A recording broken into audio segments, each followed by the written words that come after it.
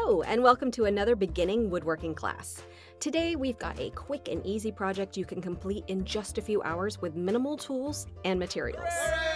I'm SoCal Wood Gal, and I'm a creator in sunny Los Angeles. I've been building and crafting wooden objects, large and small, for over a decade, and I am obsessed with passing on my love of carpentry through accessible, fun, and engaging classes that will help you tackle whatever project you dream of. I've been featured in Family Handyman for my one-woman kitchen remodel, and I've been teaching on Skillshare since 2019. I hope you'll join me on a journey of empowerment and skill building as we create what we've imagined, project by project. In this Basics of Woodworking class, we'll create a bathtub tray from start to finish.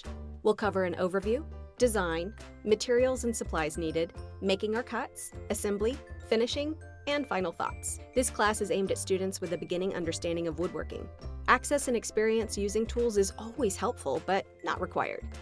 Some basic tools are necessary: eye, ear, and lung protection, sander or sandpaper, gloves, paintbrush or sponge brush, cloth or shop towel, miter, circular, jig, or handsaw, drill, drill bits, nailer or hammer and nail, and glue.